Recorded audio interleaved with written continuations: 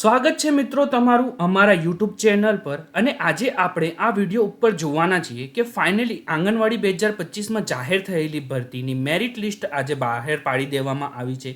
જો જાહેર થયેલ મેરિટ લિસ્ટની અંદર જે પણ બહેનોની પસંદગી થઈ છે એની આગળની પ્રક્રિયા કઈ રીતે થવાની છે અને જે બહેનોનું નામ રિજેક્ટ લિસ્ટની અંદર છે તે બહેનોને શું કરવાનું છે અને તેની અરજી કે અપીલ કેટલા દિવસની અંદર કરવાની છે તે વિશેની સંપૂર્ણ માહિતી આ વિડીયોની અંદર હું આપવાનો છું।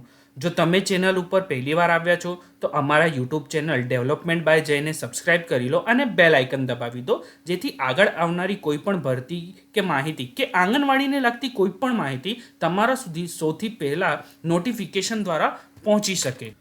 તો શરૂ કરીએ મિત્રો આજનો વિડીયો। તો જે પણ બહેનોની પસંદગી થઈ ગઈ છે કે જેની પસંદગી નથી થઈ અને રિજેક્ટ થયું છે એમને શું કરવાનું છે અને જેની પસંદગી થઈ ગઈ છે એના ડોક્યુમેન્ટ વેરિફિકેશન માટે ક્યારે જવાનું છે તો એની સંપૂર્ણ માહિતી તમને આ વિડીયો ઉપર મળવાની છે।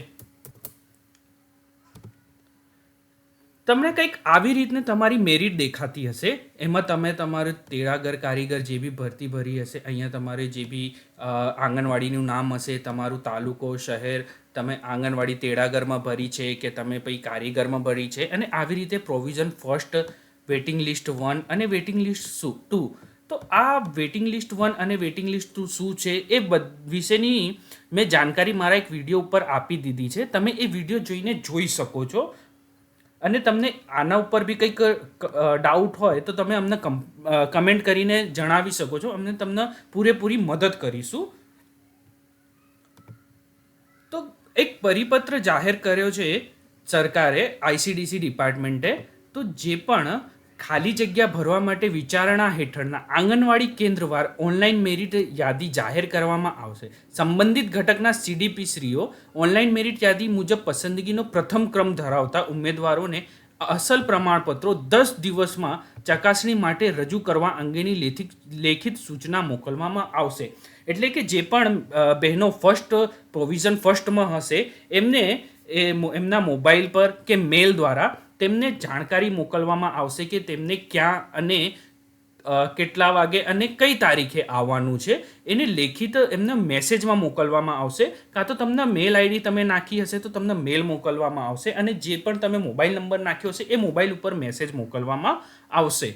નક્કી કરેલ સમય મર્યાદાની પસંદગી પામેલ ઉમેદવારે ઓનલાઈન અરજીમાં જણાવેલ તમામ પ્રમાણપત્રોની અસલ નકલ સંબંધિત સીડીપીશ્રીઓને સમય મર્યાદામાં ખરાઈ માટે રજૂ કરવાની રહેશે। તો તમે ફોર્મ ભરતી વખતે જે પણ ડોક્યુમેન્ટ અપલોડ કર્યા હતા એની એક અસલ તમારે એક ફાઇલ રેડી કરી દેવાની છે અને એની 2 ઝેરોક્સ તમે રેડી કરી દેજો, એક તમારા માટે અને એક ત્યાં સબમિટ કરવા માટે। તો આવી રીતની 3 તમે ફાઇલ બનાવી દેજો જેમાં તમારા અસલ ડોક્યુમેન્ટ અને 2 ઝેરોક્સ સેમ એ જ ડોક્યુમેન્ટ રાખજો જે તમારી જોડે અસલ હોય અને એ તમે અપલોડ કરેલા હોય। ઉક્ત સમય મર્યાદામાં પ્રમાણપત્રોની અસલ નકલ રજૂ ન કરનાર ઉમેદવારોને પસંદગી પ્રક્રિયામાંથી બાકાત કરવામાં આવશે। અને હવે જો તમને મેસેજ મોકલવામાં આવશે તમે ત્યાં 10 દિવસની અંદર તમે હાજરી નથી આપતા તો તમારી જે મેરિટ લિસ્ટમાંથી તમારું નામ બાકાત કરવામાં આવશે એટલે તમારી અરજી કેન્સલ કરવામાં આવશે અને જે વેઇટિંગ લિસ્ટની યાદી તૈયાર થઈ છે જે વેઇટિંગ લિસ્ટ 1 ઉપર છે એને ચાન્સ મળશે। વિચારણા હેઠળની દરેક આંગણવાડી માટે પ્રતીક્ષા યાદી બનાવવામાં આવશે। જે બની ચૂકી છે જે વેઇટિંગ લિસ્ટ 1 અને વેઇટિંગ લિસ્ટ 2 છે એને પ્રતીક્ષા યાદી કહેવાય છે। મેરિટ યાદી અનુસાર પસંદગીનો બીજો ક્રમ ધરાવતા ઉમેદવારો સંબંધિત આંગણવાડી પ્રતીક્ષા યાદીમાં સમાવેશ કરવામાં આવશે। એટલે કે જે બી વેઇટિંગ લિસ્ટમાં છે જે ફર્સ્ટ વાળાની અરજી બાકાત કરવામાં આવશે તો જે વેઇટિંગ લિસ્ટ 1 વાળાને છે એને ચાન્સ મળશે। જો એને બી બાકાત કરવામાં આવશે તો વેઇટિંગ લિસ્ટ 2માં જેનું નામ છે એને ચાન્સ મળશે। ઓનલાઈન મેરિટ યાદી જાહેર થયાના તારીખની 6 માસ માટે પ્રતીક્ષા યાદી માન્ય રહેશે તેમજ ત્યારબાદ સદર પ્રતીક્ષા યાદી આપોઆપ રદ ગણાશે। એટલે કે જે એમણે યાદી બનાવી છે એ 6 મહિના સુધી માન્ય ગણવામાં આવશે। 6 મહિના એટલા માટે કે જો ડોક્યુમેન્ટ વેરિફિકેશન બી ફર્સ્ટવાળાએ કરાવી દીધું એને જોબ બી ચાલુ કરી દીધી પણ એને જોબમાં રસ નથી પડ્યો એને જોબ મૂકી દીધી કે એમણે લેખિતમાં આપી દીધું કે એમને જોબ નથી કરવી તો ત્યાં પછી જે વેઇટિંગ લિસ્ટ 1 વાળો છે તો એને ચાન્સ મળશે જે 6 મહિના સુધી વેઇટિંગ લિસ્ટ યાદી માન્ય ગણાશે અને 6 મહિના પછી એ વેઇટિંગ લિસ્ટ યાદી બી આપોઆપ રદ થઈ જશે। પસંદગી પામેલ ઉમેદવારના અસલ પ્રમાણપત્રોની ખાતરી કર્યા બાદ સંબંધિત ઘટકના સીડીપીશ્રીઓ દ્વારા તેઓને માનદ સેવામાં જોડાવા માટે મુજબનું નિમણૂક પત્ર આપવામાં આવશે. હવે જેનું બી ડોક્યુમેન્ટ વેરિફિકેશન થઈ જશે એમને લેખિતમાં એક નિમણૂક પત્રક આપવામાં આવશે, એટલે કે એમને અપોઇન્ટમેન્ટ લેટર આપવામાં આવશે કે તમારે કઈ આંગણવાડીમાં તમારે તમારી ફરજ બજાવવાની છે. તો એના માટે તમને એ લેખિતમાં તમને અપોઇન્ટમેન્ટ લેટર આપશે. પસંદગી પામેલ ઉમેદવાર સમય મર્યાદામાં અસલ પ્રમાણપત્રો ચકાસણી માટે રજૂ ન કરે અથવા પ્રમાણપત્રો ચકાસણી દરમિયાન તેઓ કોઈ કારણસર ગેરલાયક ઠરે, એટલે કે જે ફર્સ્ટમાં જે છે એમને ડોક્યુમેન્ટ વેરિફિકેશન કરવા માટે બોલાવવામાં આવે અને કોઈ કારણેસર એ ડોક્યુમેન્ટ એમના ખોટા પડે કે એમને બાકાત કરવામાં આવે અથવા માનદ સેવા સ્વીકારવાની તેઓ લેખિતમાં ના પાડે, એટલે કે એ લોકો લેખિતમાં ના પાડે છે કે અમારે જોબ નથી કરવી, અથવા 2 મહિનાની સમય મર્યાદામાં કોઈ પણ કારણ સિવાય માનદ સેવામાં તેઓ ના જોડાય, એટલે કે એમણે જોબ બી ચાલુ કરી દીધી પણ 2 મહિના સુધી એ જોબમાં ગયા જ નથી, તો એની અરજી બાકાત કરવામાં આવશે. સેવા સ્વીકાર કર્યા પછીના 3 માસમાં સ્વૈચ્છિક રાજીનામું આપે, એટલે એને જોબ શરૂ કરી દીધી પણ એને જોબ ગમી નહીં તો એ સ્વૈચ્છિક રાજીનામું આપે, તો તે કિસ્સામાં તે આંગણવાડી માટેની પ્રતીક્ષા યાદીના ઉમેદવારોને યોગ્ય ઉમેદવાર ગણવામાં આવશે. એટલે કે એને 6 મહિના સુધી જે વેઇટિંગ લિસ્ટ બનાવી છે એનેમાંથી જે એના પછીનું જેનું નંબર છે એને યોગ્ય ગણવામાં આવશે.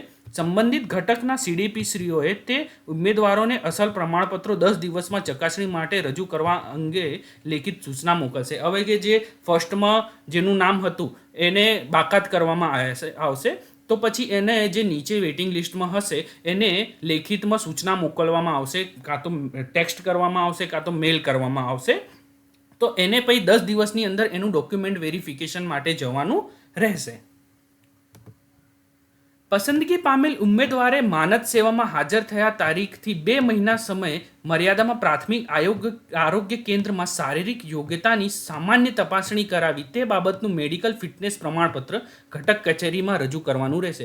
હવે તમારું જોઈનિંગ થઈ ગયું, હવે ધારો કે તમે ફરજ બજાવતા તમારા આંગણવાડીમાં ફરજ બજાવતા થઈ ગયા, તો તમારે પછી 2 મહિનાની અંદર તમારા નજીકના પ્રાથમિક આરોગ્ય કેન્દ્ર કોઈ બી ગવર્મેન્ટ હોસ્પિટલમાંથી તમારે મેડિકલ ફિટનેસ સર્ટિફિકેટ આપવાનું રહેશે.